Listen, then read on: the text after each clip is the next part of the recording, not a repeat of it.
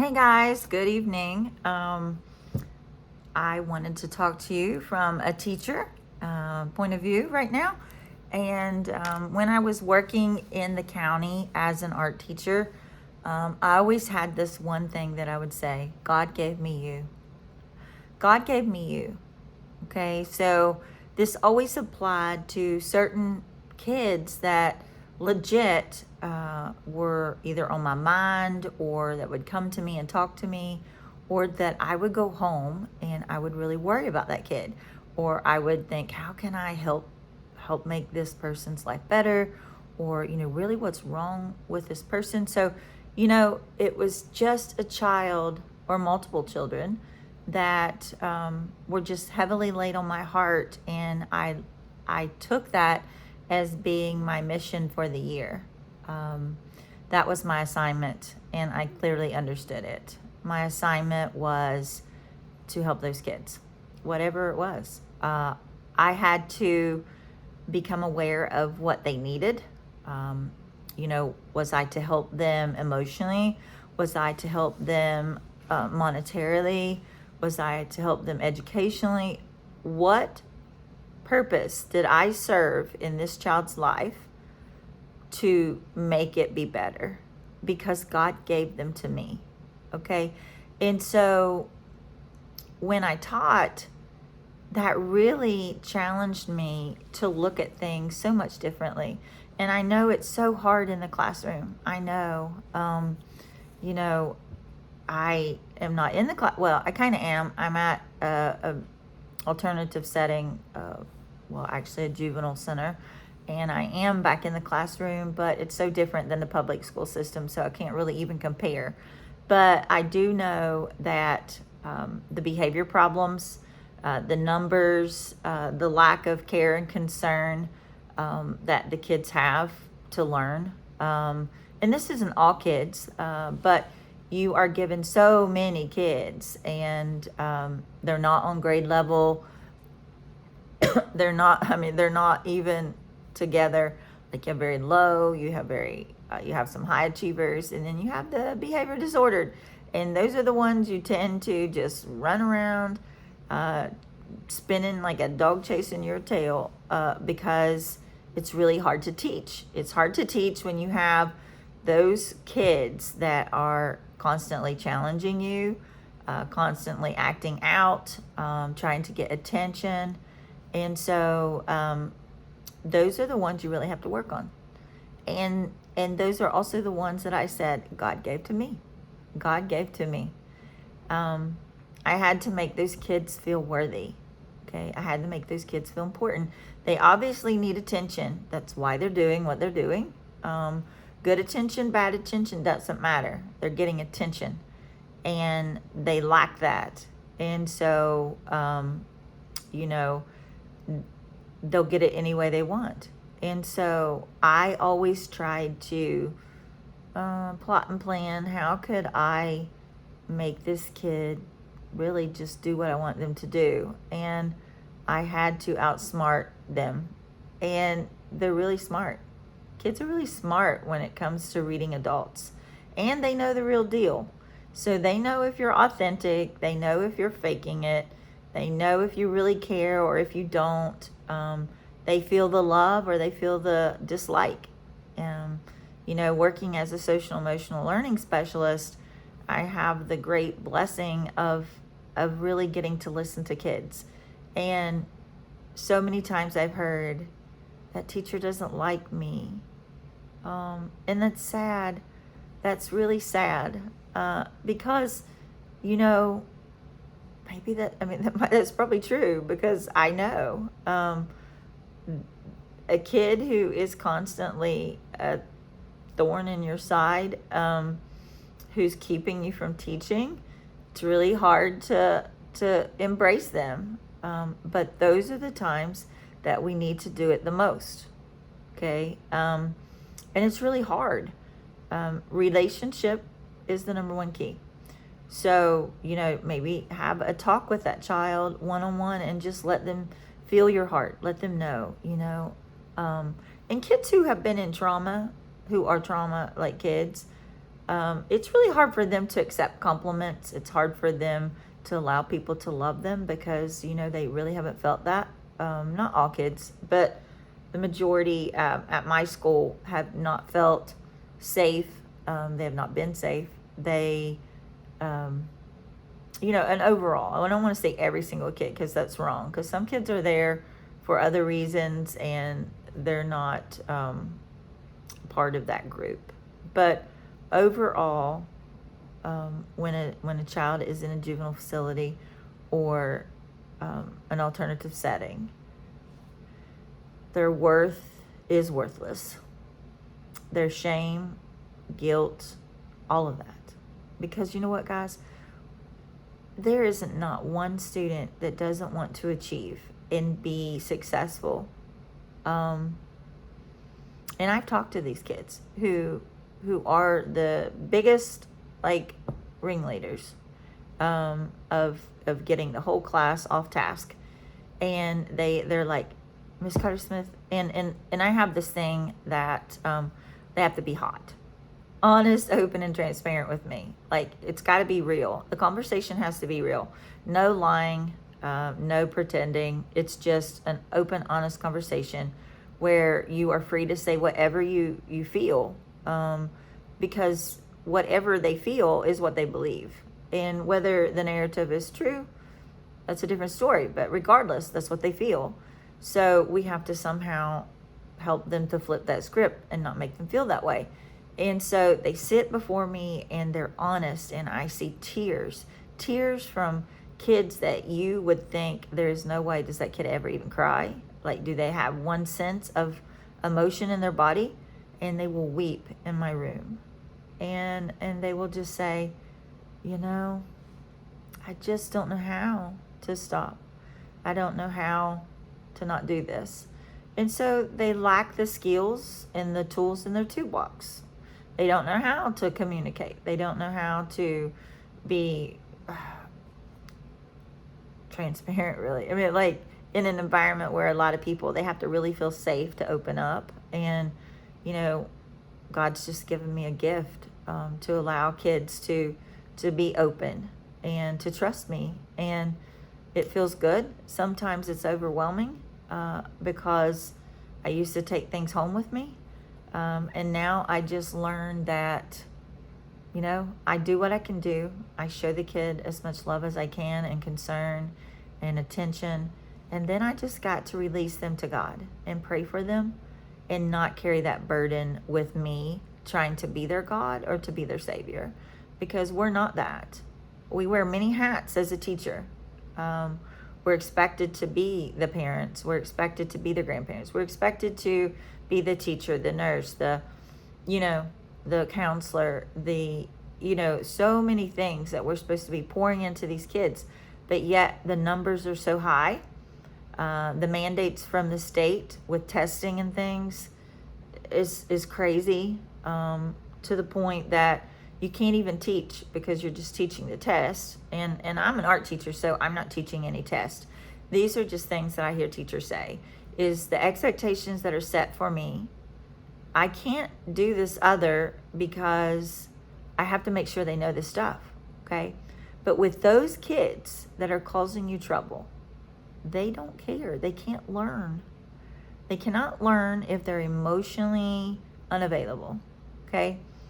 Some of them are living homeless. Some of them are getting beat.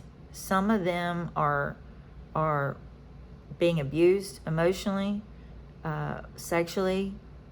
Some of them are in gangs. I mean, some of them are on the streets, and that's who they get their family from. I mean, it's just crazy, the amount of different things. You cannot tell me that we, even as adults, cannot be expected to go into a classroom and learn to care. I mean, they're not sleeping. Some of them are raising their younger siblings because the parents are on drugs and out doing everything else, and they're left to be the parent. I mean, I've heard that so many times. Some of them have multiple jobs just to help to provide for their families because they have a single mother who's taking care of them, or living with grandparents who they're helping to provide for. And they were never meant to be living these lives. They're kids, they're babies.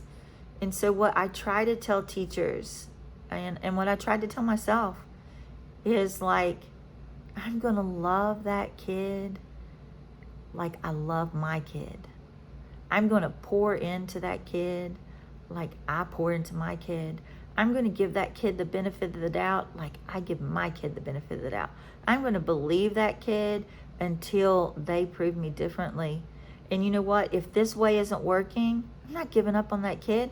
I'm going to just try a new way and another way and another way. It's like I'm not a quitter. I'm not going to give up on a kid. I know their worth. I know their value because they're created in God's image. All kids, all people are created in God's image.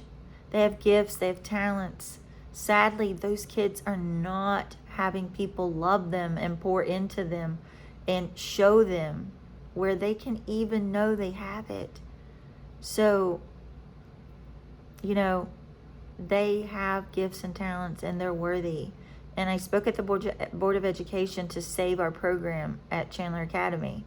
And I pleaded with the members on the board to keep our facility open because, you know what? Those kids, if nothing else, they feel loved at our facility. They might not come out of there with the highest IQ and they might not have even changed. I mean, change takes years. Years. It didn't take years to just get like that. So when you look at a kid and you pour into them and you say, I've done this for 2 weeks. Well, guess what? They're 14 years old or they're 10 years old or they're 16 or they're 18. It took years for them to get to that place. It's not going to take weeks or months to undo all of that. And then you're challenged with they're going home into an environment where they're feeling it all over. They're doing it all over. And it's like you see great progress at the school. And then they go home and it's like, wow. You know, they come back after the summer and you say, what happened? What happened is they lost their support system. They lost their love. They lost what made them feel safe. And they had to go back into the environment in which it was fight, flight, survive. And if you've ever been traumatized or you are a person that's been in trauma and you just know survival skills, you will do all kinds of things. You are not the person that you really are. You are living in survival mode. And your mind is been hijacked. Your emotions hijacked. You are just trying to get through the next minute, let alone the next day. And school is unimportant to them, most of them. And so it's not that I don't have expectations or never had expectations for the kids that I saw like that. But I thought, you know, is it really going to kill me or anybody if I allow that child to do something different that might help them or calm them or heal them? Like, if they're not focused, like, ask why. There's the why question again. My videos have just been why. You know, like, why are they doing this? Why don't they want to do this? And figure out the root. And, you know, offer choices. And honestly, they might just need you to leave them alone. Maybe they stayed up all night long. If their head is down and they're sleeping, maybe their basic needs have not been met, that they haven't gotten any sleep, or they have a headache. Or I have this one kid at school that puts her head down because the noise is so loud and they cannot, they can't regulate their emotions or think because the noise level is like driving them crazy. And so there's reasons for why kids do things. Don't look at them as just being a little poop head. I know it's real easy to think that, but they're kids. They're kids. And we as adults don't always know why we do what we do. And we don't always do healthy things. And we don't have all the coping and survival skills either. And we are old. Okay? Think, you remember that last time you went through something really challenging in your life? Maybe it was with your child. Maybe it was with a parent. I don't know. Your spouse, your mate, your girlfriends. I don't know. Think about a time that you really were depressed. Things weren't going well for you. And you found yourself having a hard time getting out of bed just to go to work. Now, pretend you have that same problem and you're 12 or 13 or 14. There is just no way. And we just need to be more compassionate and empathetic with our kids and just try to understand them. And I know most teachers are doing the best they can and they're trying their hardest, okay?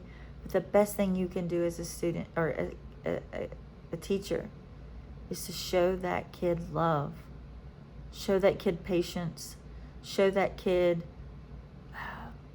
worth, model in you what they need.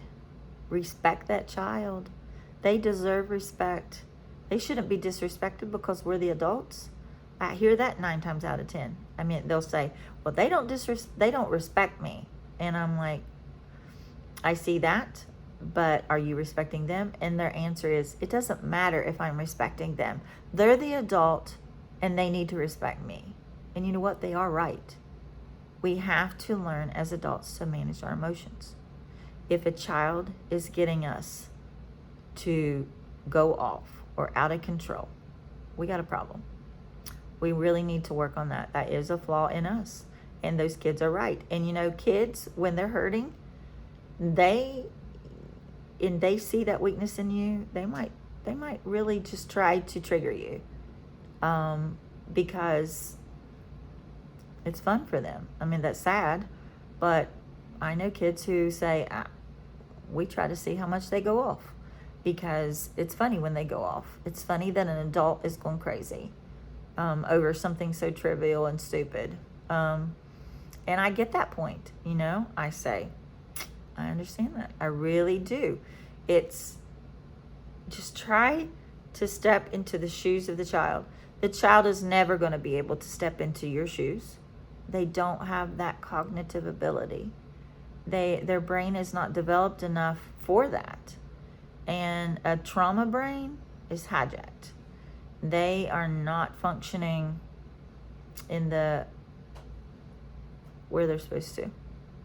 Okay? So try to remember those things the next time you have a kid that's going crazy. Try to make them your helper. Seek to understand. Have private conversations where they see you outside of you other than a teacher. Maybe go have lunch with them. Maybe ask them to have lunch with you. Develop a relationship. The key is relationships. If you can get that kid to see that you love them and you care, you got them. They will do cartwheels for you. They will respect you and they will try their best to work for you. I know because it happens. It's happened for me. Now I teach art, so that's a lot easier. Kids like art, but some kids don't, and a lot of times the kids just want to please you. If they know you love them, they want to make you happy. And, just remember that God gave you those kids, and this is your ministry. This is your opportunity to make a difference in a kid's life, one that can forever be an impact. And that is such a great blessing to be in that position. So plant a lot of seeds, and you may never know how much that grows, okay? But hold yourself accountable for the things that you do and say to the kids. And expect the highest from yourself. And be your best version for them. I'm praying for you because I know education's hard. It's not easy.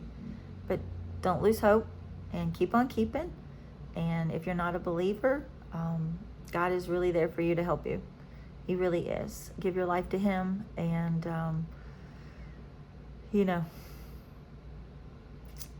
Anyway, have a good evening.